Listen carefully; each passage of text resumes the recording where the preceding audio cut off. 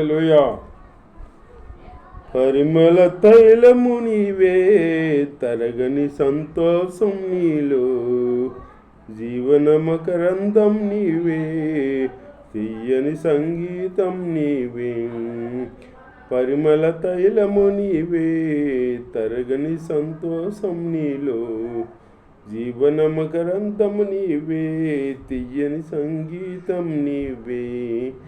తరతరములలో నీవే, నిజ సంకల్ప సారథినివే, జగముల నీలే రాజా, నా ప్రేమకు హేతువు నీవే. జగముల నీలే రాజా, నా ప్రేమకు హేతువు నీవే. పరిమళ తైలము నీవే, తరగని సంతోషం నీలో, జీవన మకరందం నీవే, తీయని సంగీతం నీవే. ఉరుముతున్న మెరుపులు వంటి తరుముతున్న శోధనలు, నేనున్నా నీతో అంటూ నీవే నాతో నిలిచినావు. ఉరుముతున్న మెరుపులు వంటి తరుముతున్న శోధనలు, నేనున్నా నీతో అంటూ నీవే నాతో నిలిచినావు. క్షణమైన విడువగా ఔదార్యంను నాపై చూపించినావు. నీ మనసే అతి మధురం, అది నా సొంతమే. నీ మనసే అతి మధురం, అది నా సొంతమే. పరిమళ తైలం నీవే, తరగని సంతోషం నీలో, జీవన మకరందం నీవే, తీయని సంగీతం నీవే. తరతరములలో నీవే, సంకల్ప సారథి నీవే, జగముల నీల రాజా, నా ప్రేమకు హేతువు నీవే. హల్లెలూయా.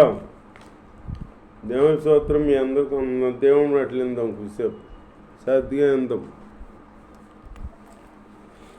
దేవుడు 2 రాజుల గ్రంథంలో 1 రాజులు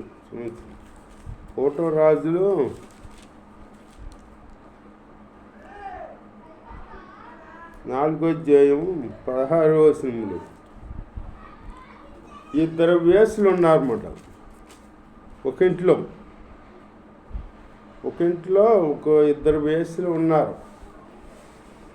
ఒక ఇంట్లో వాళ్ళిద్దరు తప్ప ఇంట్లో ఎవరు లేరు. వాళ్ళిద్దరే ఉన్నారు.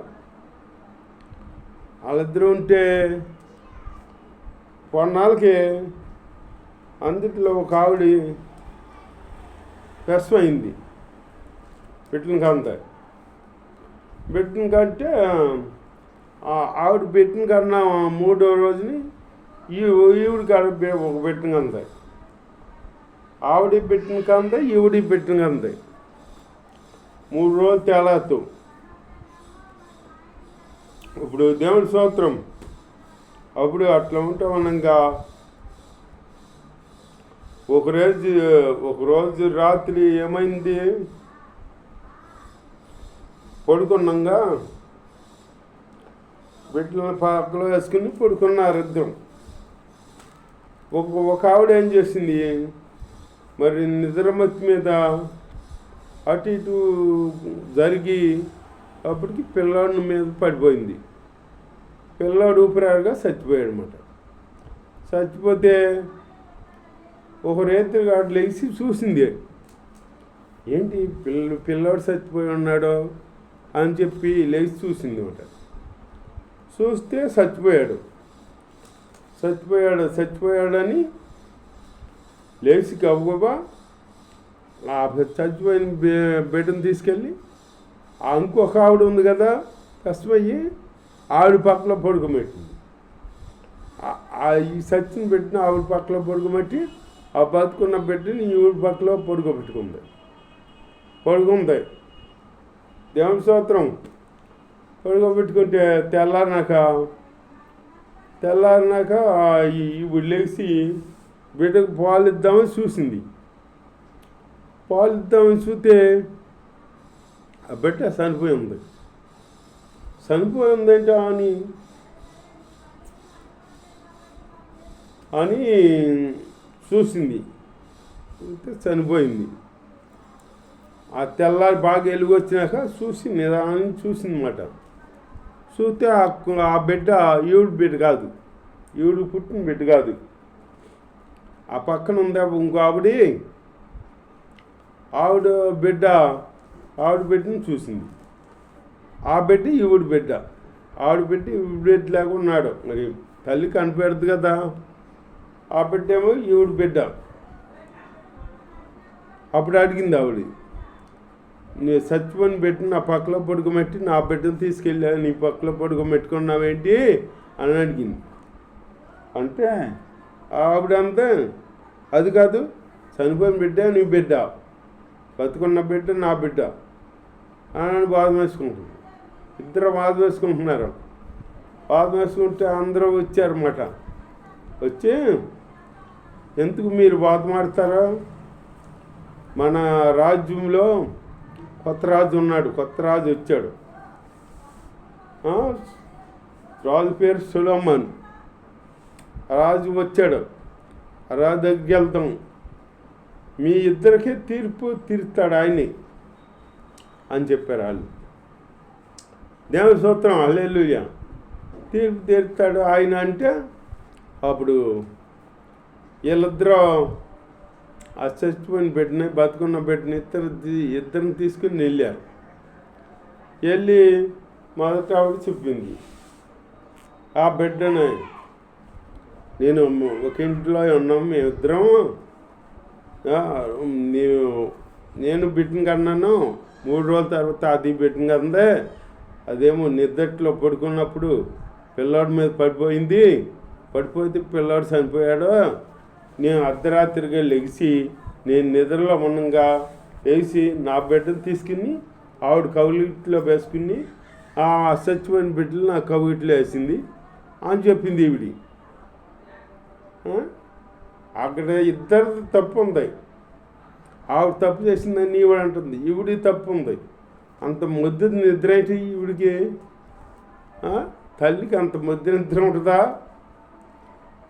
అట్ట నిద్ర మనం నిద్రలో ఎన్నో పోగొట్టుకుంటాం తెలియకుండా. అందుకే దేవుడు అంటున్నాడు, మెలకువగలి ప్రార్థన చేయండి అని. యేసు ప్రభు కాడ శిష్యుల్ని ఒకసారి కూర్చోబెట్టి ఆవిడ దూరం వెళ్ళి ప్రార్థన చేశాడంట. తిరిగి వచ్చేటప్పటికి వీళ్ళు నిద్రపోతున్నారంట. పేతురు ఒక క్షణమైన మేలుకొనలేరా, శోధనలో పడకుండా వంటకి మీరు ప్రార్థన చేయండి అంటే పేతురు నిద్ర కళ్ళు నిద్రభారంగా ఉన్నాయి ప్రభువా అని అన్నాడంట. అట్లాగే నిద్రభారంగా ఉంటే అట్లాగే జరిగిద్ది. మనం మెలకువగా ఉండాలి. నిద్ర మనకి రానికూడదు. ఆ నిద్ర వల్ల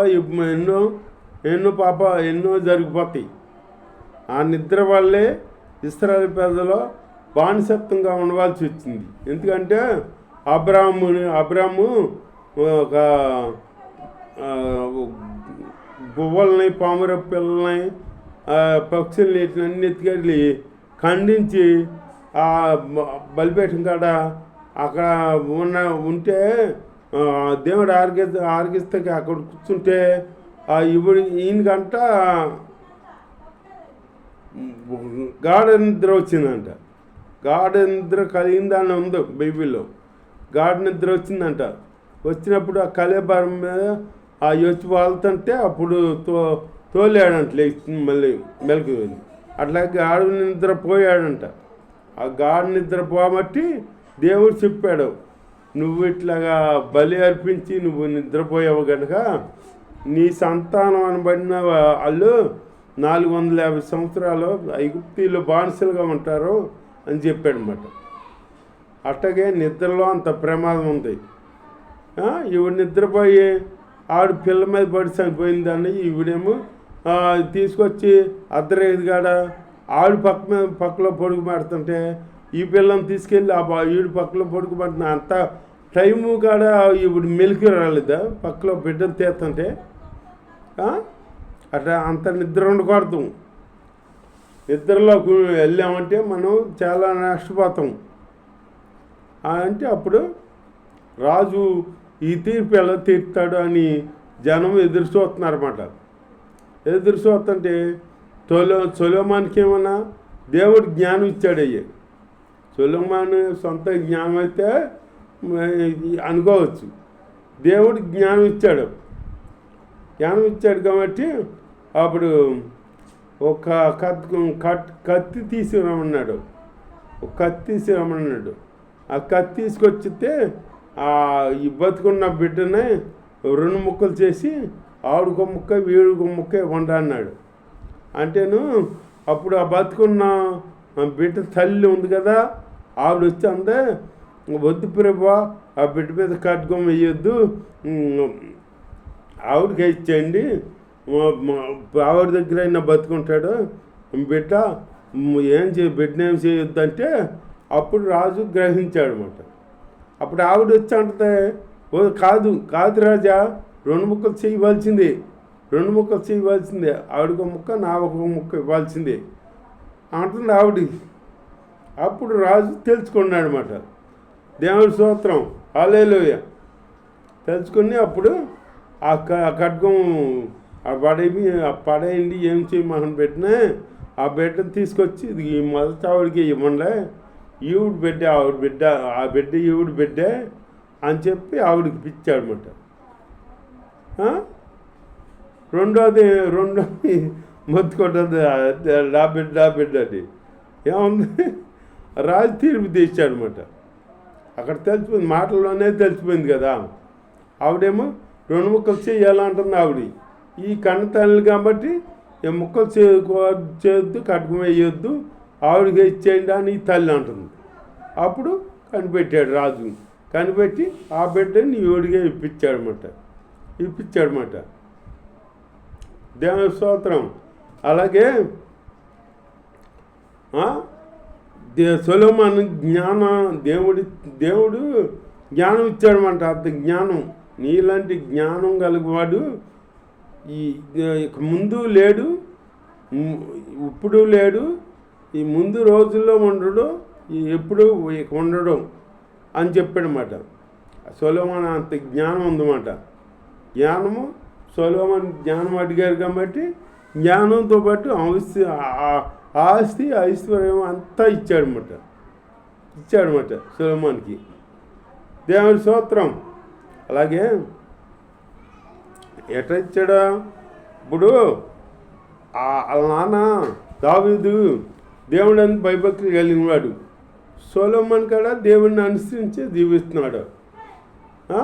అందుకే దేవుడిని అనుసరించి జీవిస్తే దేవుడు ఈ యుగం కాదు, వచ్చే యుగం కాదు, యుగాలకే కృప చూపిస్తాడంట, మనకి కృప చూపిస్తాడు. అంతేగాని దేవుడు లేకుండా నాకు దేవుడు వద్దులే, నాకు బతికితే చాలులే ఈ లోకంలో అని అనుకుంటారు కొందరు.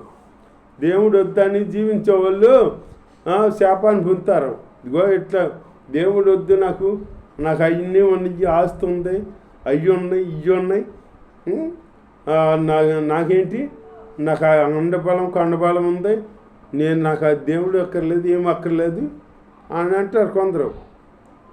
దేవుడు అక్కర్లేదు అన్న వాళ్ళు ఇదిగో చూడు, ఇదిగో ఇప్పుడు ఇట్లా దేవుడిని విడిచి తిరగబట్టి ఇదిగో ఇట్లా కరువులు, ఇట్లా వర్షాకాలంలో యాసకాలం లేకుంటుందన్నమాట. దేవుడు చెబుతున్నాడు, మీరు నన్ను వెంబడించకుండా మీకు ఇష్టమైన వాటిని మీరు పూజిస్తున్నారు కాబట్టి నేను ఋతువులు మారుతాను అంటున్నాడు దేవుడు. బైబిల్లో ఉంది అది, ఋతువులు మారుతాను నేను అంటున్నాడు అన్నమాట. ఋతువులు మార్చాడు దేవుడు. మరి ఆ వర్షాకాలంలో యాసకాలం ఏంటి, యాసకాలం లేక ఉంటాయి ఇప్పుడు అగ్గులు. ఏమిటంటే మానవుడు చేసిన పాపం, మానవుడు చేసిన అతిక్రమం. మానవుడు నాకేంటిలే అని జీవిస్తూ తనకి ఇష్టం వచ్చినట్టు జీవిస్తే దేవుడు కాడ నేను ఋతువులు మార్చి నేను కాడ ఇట్లాగా మార్చి నేను ఇస్తాను మీకు అని దేవుడు చెబుతున్నాడు అనమాట. అట్లా అనుకోకుండా దేవుణ్ణి ప్రార్థన చేసుకుంటూ దేవుడి అందు భయభక్తులు కలిగి ఉండి దేవుడి ఆశీర్వాదం పొందుకుందాం. దేవుడి వాక్యం దీవించుగాక. ఆమె